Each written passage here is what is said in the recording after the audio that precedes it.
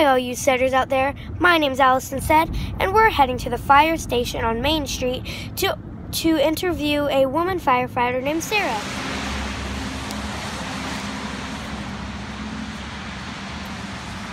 Here we are.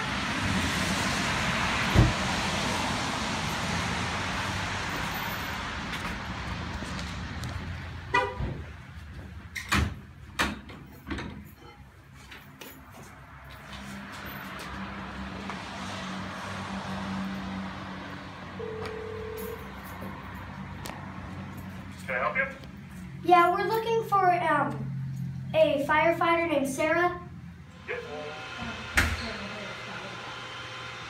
Well, this is the station. We built a new one over on Livingston, which is over by the high school. So we have two firehouses, and we split people up to work at both stations because we get so many runs.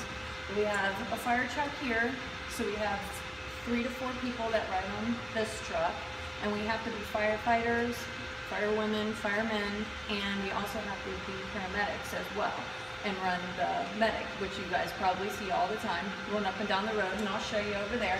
But we usually get to flip-flop, like I'll come in one day and I'll ride on this truck, and then the next day I'll ride on the other truck, and I'm on the medic today. So if somebody calls 911, you know, for being sick or hurt, we go out on this. And then if there's a fire, this truck goes. So that's pretty much how it happens. We work for 24 hours, so we live here. I got a bedroom, a bathroom, you know, my own little locker like you have at school. I mean, I pretty much have that. I also have a locker out here with, see all the guys fired here. Like, we put all of our fire gear in here because we're not allowed to take it home, so it stays here. And then we pretty much have the firehouses like our house away from home. So we have a kitchen, we have a workout room, we have bathrooms, we have showers, beds, all that stuff. We have laundry in the back, so we can do laundry, wash our fire gear, because if there's a fire we gotta wash it. So we have everything. I mean, we have to do chores, like clean the house at home. We have to do everything you do at home here, because we live here as well. Like right now, I'm not out on the truck, so we can watch TV, get lunch or dinner, get a snack, you know, anything that if we get our job and our training done, we pretty much just are like how you would hang out at the house. But if we're busy and a bunch of people call 911 all day, we don't have time to eat or go to the bathroom or wash our clothes. So it just really depends on who's sick or hurt that day, or if there's a fire, how busy or, you know, how slow we are. So other than that, this is one of our trucks. This used to be the first one that the guys would take out, but we bought this brand new one. So we have, if it breaks down, like your car will break down, we flip-flop trucks and somebody comes over and clean it up for us. And it's the same things over at the other firehouse, and they do the same thing. So many people call 911, we have to have all these trucks and all these people, so that's pretty much what we do all day. Do you have any other questions? So, can you explain a typical day for you? A typical day is we come in at 7 o'clock in the morning. It's kind of like school. You know, I get up at home, you know, I get ready, get my stuff done at home, and then I drive into work. And it's like, you know, starting school off in the day. We have certain stuff that we have to do. We come in, we have to check everything that's on these trucks. All the tools, all the medicine, all that stuff. We have to check it. We have to clean. We have to do training like in school or when you play sports. So, you know, we're in shape and we know all the new things that come out with the medications and stuff like that. And, you know, when people are sick. So we train all day. You know, if we have to run errands, we cook lunch, cook dinner, stuff like that, and then we just wait for somebody to call 911. Is what we do until 7, and we spend the night here. So if nobody calls, we go to bed and then wake up in the morning and leave at 7 o'clock in the morning.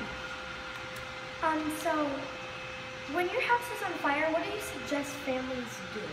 Well, the first thing that they should do is get out of the house. Never call 911 in the house. If there's smoke or fire, just get out as fast as you can, because if you inhale that, that is the worst thing you could possibly do. Remember when they said get low on the ground and crawl under the smoke? You don't want to breathe that. That's why we wear the, you know, the face pieces and the bottles, you know, that we wear all that stuff so we don't breathe that in. So get out of the house as fast as you can, and a lot of times you need to make a meeting place, like in the front mailbox or right across the street at your neighbor's house, and that's where you would call 911. But don't pick up anything, just get out as fast as you can. If there's smoke or fire, or your alarms go off, just get out. Number one. So, what do you do when a fire comes towards you and you don't stop? While I'm at work, or like if you were Like at anywhere. your house? Like anywhere. Well, for you, if it's at your house or your family's house, you just want to get away, climb out a window, just go the complete opposite way of that smoke or fire. For us, what's going to be a little bit different is we're going to go towards it.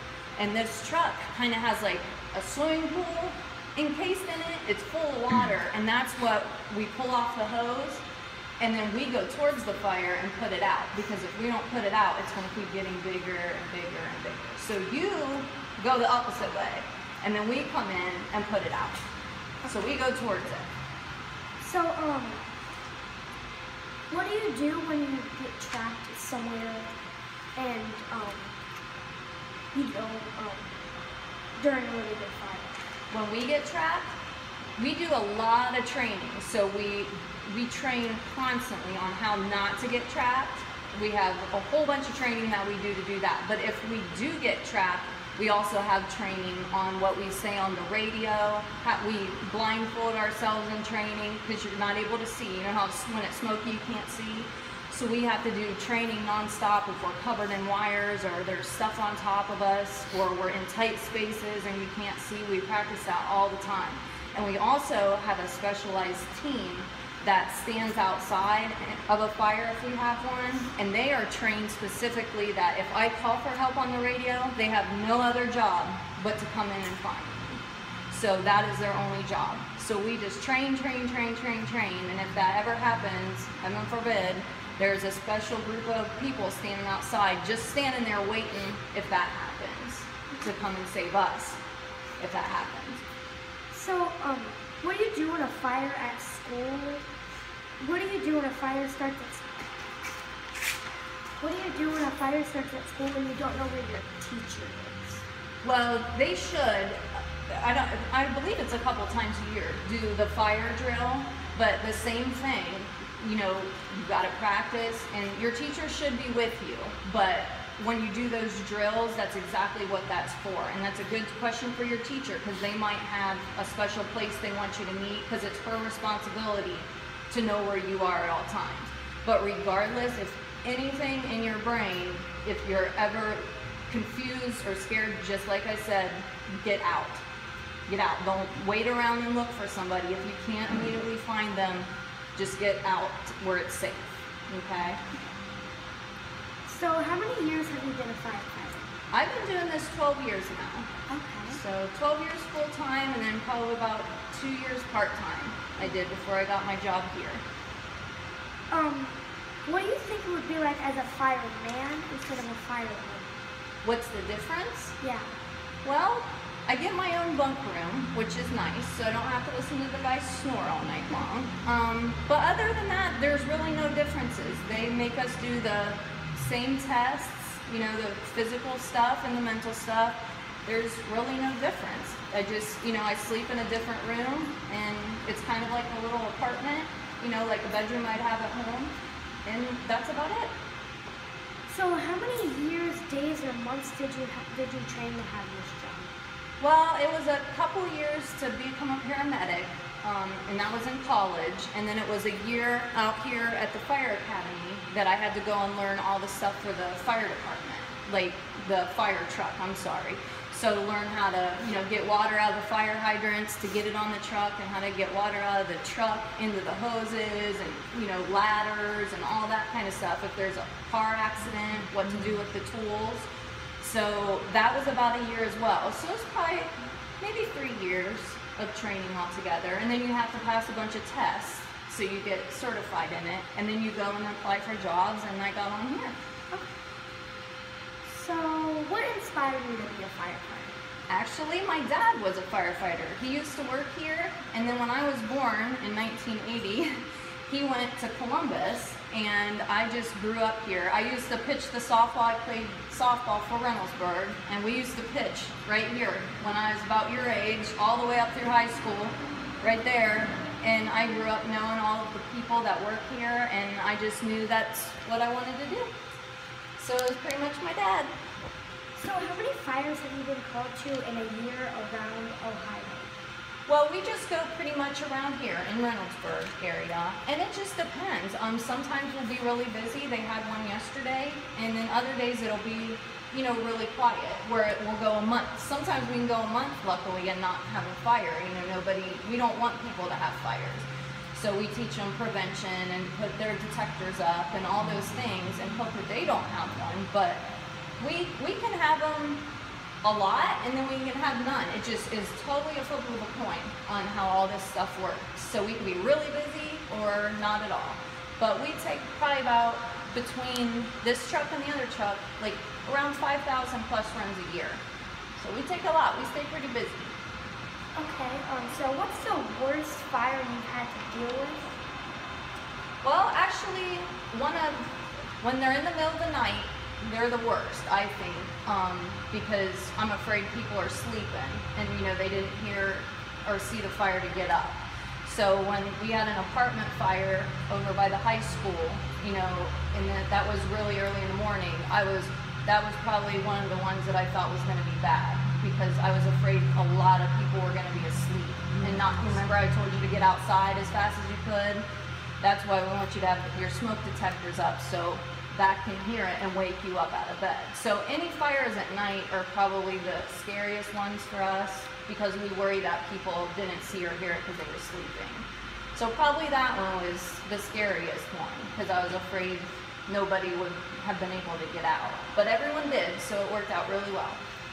So is it hard to have all the heavy equipment on? Yes, and as you get older, it gets way harder. But yeah, it's probably, I think it's like 45 pounds of gear. Like, it's like, you know when your backpack has 1 million books in it? It's like, well, you probably have iPads and stuff now, but when you wear that for a long time, it's pretty heavy. But we, like I said, we have to wear it all the time to do training, so you get used to it. Okay. Yeah. And that is the end? It is? Okay. Okay, so do you think you could give me a house little tour? Sure. So thanks for letting me interview you. You're welcome. Thanks for coming in. Stop anytime. You're welcome. Hi, bye.